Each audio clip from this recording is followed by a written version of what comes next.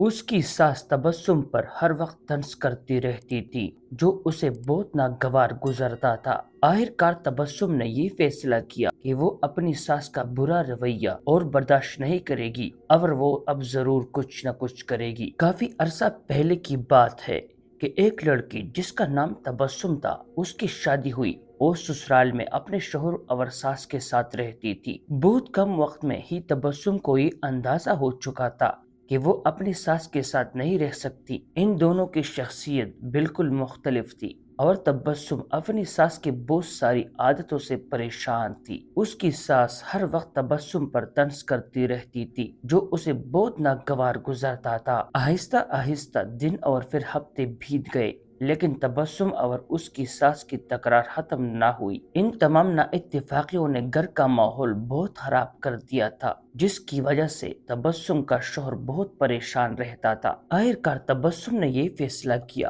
کہ وہ اپنی ساس کا برا رویہ اور برداشت نہیں کرے گی اور وہ اب ضرور کچھ نہ کچھ کرے گی۔ تبسم اپنے پاپا کے ایک بہت اچھے دوست احمد انکل کے پاس گئی جو جڑی بوٹیاں بیچتے تھے۔ تبسم نے انہیں ساری کہانی بتائی اور ان سے کہا کہ وہ اس کو تھوڑا سا زہر دے دیں تاکہ ہمیشہ کے لیے یہ مسئلہ ختم ہو جائے۔ احمد انکل نے تھوڑی دیر کے لیے کچھ سوچا اور پھر کہا کہ تبسم، میں اس مسئلے کو حل کرنے میں تمہاری مدد کروں گا لیکن تمہیں ویسا ہی کرنا ہوگا جیسا میں تمہیں کہوں گا۔ تبسم راضی ہو گئی۔ احمد انکل ایک کمرے میں گئیں اور تھوڑی دیر بعد اپنے ہاتھ میں کچھ جڑی بوٹیاں لے کر لوٹے۔ انہوں نے تبسم کو کہا کہ تم اپنی ساس کو مارنے کے لیے پوری زہر استعمال نہیں کر سکتے کیونکہ اس طرح سب تم پر شک کریں گے، اسی لیے میں تمہیں یہ جڑی بوٹیاں دے رہا ہوں۔ یہ آہستہ آہستہ ان کے جسم میں زہر پھیلائے گی۔ ہر روز تم کچھ اچھا پکانا اور پھر انہیں کھانے دیتے وقت اس میں سے یہ جڑی بوٹیاں ڈال دینا،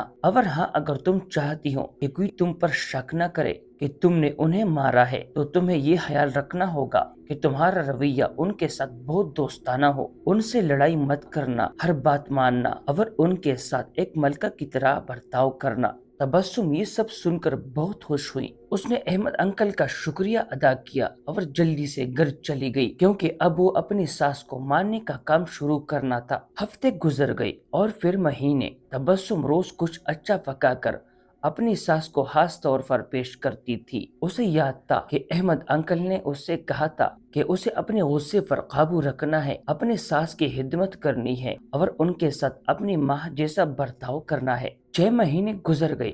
گھر کا نقشہ تقریباً بدل چکا تھا۔ تبسم نے کوشش کر کے اپنے غصے پر قابو پانا سیکھ لیا تھا۔ اب وہ اکثر اپنی ساس کی باتوں پر ناراض اور غصہ نہ ہوتی۔ 6 مہینے میں ایک بار بھی اس کا اپنی ساس سے جھگڑا نہ ہوا تھا اور اب اسے وہ بہت اچھی لگنے لگی تھی اور ان کے ساتھ رہنا بھی آسان لگنے لگا تھا۔ اس کی ساس کا رویہ بھی اس کے ساتھ بہت بدل گیا تھا اور وہ بھی تبسم کو اپنی بیٹیوں کی طرح پیار کرنے لگی تھی۔ وہ اپنے سب ملنے والوں کے درمیان تبسم کی تعریفیں کرتی تھی۔ تبسم اور اس کی ساس دونوں اب ایک دوسرے کو ماں بیٹی کی طرح سمجھنے لگے تھے۔ تبسم کا شوہر بھی یہ سب دیکھ کر بہت خوش تھا۔ ایک دن تبسم پھر احمد انکل کے پاس آئی، ان سے کہنے لگی کہ آپ مجھے طریقہ بتائیں کہ کیسے میں اپنی سانس کو اس زہر سے بچاؤں جو میں نے انہیں دے دیا ہے۔ وہ بہت بدل گئی ہیں، میں ان سے بہت پیار کرتی ہوں اور میں نہیں چاہتی کہ وہ اس زہر کی وجہ سے مر جائیں جو میں نے انہیں دیا ہے۔ احمد انکل مسکرائے اور کہنے لگے کہ تمہیں ڈرنے کی ضرورت نہیں، میں نے تمہیں زہر نہیں دیا تھا بلکہ جو جڑی بوٹیاں میں نے تمہیں دے دی تھی وہ وٹامن کی تھی تاکہ ان کی صحت بہتر ہو جائے۔ زہر صرف تمہارے دماغ میں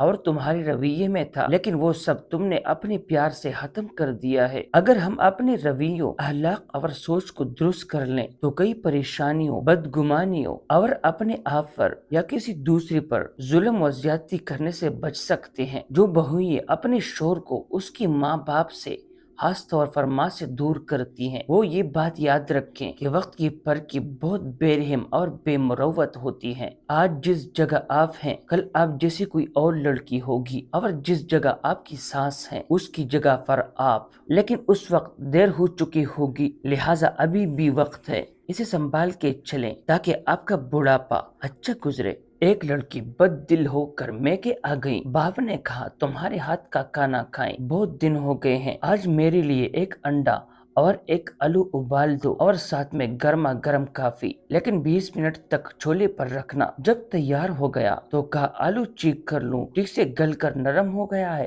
اب انڈا چو کر دیکھوں، ہارڈ بوائل ہو گیا ہے؟ کافی چیک کر لوں، رنگ اور خوشبو آ گئی ہے؟ بیٹی نے چیک کر کے بتایا کہ سب پرفیکٹ ہے۔ باپ نے کہا دیکھو، تینوں چیزوں نے گرم پانی میں یکساں وقت گزارا اور برابر کی تکلیف برداشت کی۔